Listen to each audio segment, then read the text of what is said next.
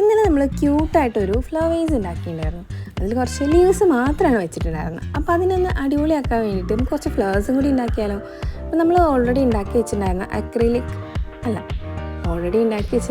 Air dry clay ഉണ്ടല്ലോ, അതിലേക്ക് കുറച്ച് അക്രിലിക് കളർ മിക്സ് ചെയ്തിട്ട് കുറച്ച് യെല്ലോ ഫ്ലവേഴ്സാണ് കേട്ടോ ഒന്ന് ഉണ്ടാക്കാൻ പോകുന്നത്. നമുക്ക് ഏത് കളേഴ്സാണ് വേണ്ടതെന്ന് വെച്ചാൽ ആ കളർ നമുക്ക് യൂസ് ചെയ്യാം. അപ്പോൾ അത് നന്നായിട്ടൊന്ന് ക്ലേയും കളറും കൂടി മിക്സ് ചെയ്ത് വരുമ്പോൾ ആ ഒരു കളർ ക്ലേ ആയിട്ട് അത് മാറും. അത് കളർ ഫെയ്ഡ് ആവില്ല. നമുക്ക് വേണമെങ്കിൽ സ്കെച്ച് പെന്നിൻ്റെ കളറൊക്കെ യൂസ് ചെയ്യട്ടോ, പക്ഷേ അത് കളർ ഫെയ്ഡായിട്ട് പോണ പോലെ എനിക്ക് ഫീൽ ചെയ്യാറുണ്ട്. അതുകൊണ്ടാണ് ഞാനത് യൂസ് ചെയ്യാനത്. അപ്പോൾ ഇത് അക്രിലിക് യൂസ് ചെയ്തു, കയ്യിലൊട്ടണമെന്നില്ല കേട്ടോ. അപ്പോൾ അതിലേക്ക് ഞാൻ ഇതുപോലെ കുഞ്ഞു കുഞ്ഞു ബോൾസ് ഉണ്ടാക്കി വെച്ചിട്ട് ജസ്റ്റ് ഒന്ന് പ്രസ് ചെയ്ത് കൊടുക്കുകയാണ്. ഫസ്റ്റ് പ്രസ് ചെയ്ത സമയത്ത് വിരലിൽ ഒട്ടിപ്പോയിട്ടോ ഈ ഒരു പരുവത്തിലാക്കിയെടുക്കണം കേട്ടോ. അപ്പോൾ അങ്ങനെ കുറേ പെറ്റൽസ് ഉണ്ടാക്കി വെച്ചിട്ടുണ്ട്. ഇനി ഞാൻ കുറച്ച് ബാമ്പു സ്റ്റിക്സ്, ഒരു വലിയ സ്റ്റിക്ക് എടുത്തിട്ട് കുറച്ച് പീസായിട്ട് കട്ട് ചെയ്യാം കേട്ടോ. നമ്മൾ ആ ഒരു ഫ്ലവേഴ്സിൻ്റെ വലുപ്പത്തിനുള്ള ഫ്ലവേഴ്സ് മതിയല്ലോ. അപ്പോൾ ഇതുപോലെ നമ്മൾ ഉണ്ടാക്കി വെച്ചിട്ടുള്ള പെറ്റൽസ് ആ ഒരു സ്റ്റിക്കിലേക്ക് ഇതുപോലെ ഒട്ടിച്ചു കൊടുക്കാം.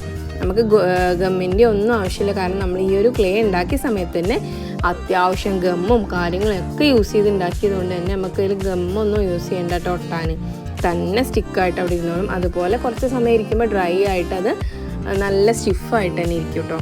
അപ്പോൾ നമുക്ക് ഈസി ആയിട്ട് നമുക്ക് ഫ്ലവേഴ്സ് ഉണ്ടാക്കിയെടുക്കാൻ പറ്റും. ഇതുപോലെ പെറ്റൽസ് ജസ്റ്റ് ഇങ്ങനെ വെച്ച് അമർത്തി പ്രസ് ചെയ്ത് കൊടുത്താൽ മതി.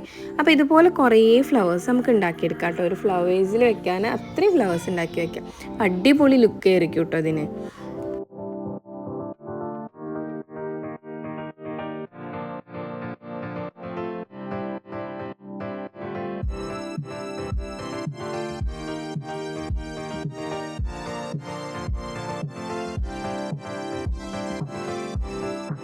അപ്പോൾ ഇത് നമ്മൾ ഫസ്റ്റ് ഫ്ലവർ ഇവിടെ റെഡി ആയിട്ടുണ്ട്. അപ്പോൾ ഇതുപോലെ 1 2 3 4 5 6 അങ്ങനെ നമുക്ക് കുറച്ച് ഫ്ലവേഴ്സ് അധികം ഉണ്ടാക്കിയെടുക്കാം.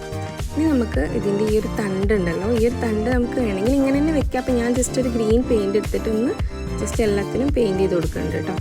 അതിനുശേഷം നമുക്ക് നമ്മൾ ഇങ്ങനെ ഉണ്ടാക്കി വെച്ചിട്ടുള്ള ഒരു ക്യൂട്ട് ഫ്ലവേഴ്സിൽ ഓരോന്നായിട്ട് വെച്ച് കൊടുക്കാം. അപ്പോൾ നോക്കി ആ ഒരു ഗ്രീനിൻ്റെ ഇടയിൽ ആ യെല്ലോ വന്നപ്പോൾ എന്ത് ഭംഗിയാണ് കാണാനായിട്ട്. അപ്പോൾ നിങ്ങൾക്ക് ഇഷ്ടപ്പെട്ടിട്ടുണ്ടെങ്കിൽ തീർച്ചയായിട്ടും ലൈക്ക്, ഷെയർ ആൻഡ് സബ്സ്ക്രൈബ്. പിന്നെ നമ്മളെ ഗീവ് അവേയിൽ പാർട്ടിസിപ്പേറ്റ് ചെയ്യാൻ മറക്കരുത്. ഒരുപാട് പേര് സബ്സ്ക്രൈബ് ചെയ്യണമെങ്കിൽ കമൻറ്റ് ചെയ്യാണ്ട് പോകുന്നുണ്ട് കേട്ടോ. അപ്പോൾ കമൻറ്റിൽ നിന്നാണ് കേട്ടോ നമ്മൾ ആളെ പിക്ക് ചെയ്യാൻ പോണത്. അപ്പോൾ മറക്കാതെ കമൻറ്റ് ചെയ്യാൻ ഞാൻ അതിൻ്റെ അടിയിൽ റിലേറ്റീവ് വീഡിയോ ആയിട്ട് കൊടുക്കുന്നുണ്ട്. എപ്പോഴും പറയും പോലെ like, comment, share and subscribe.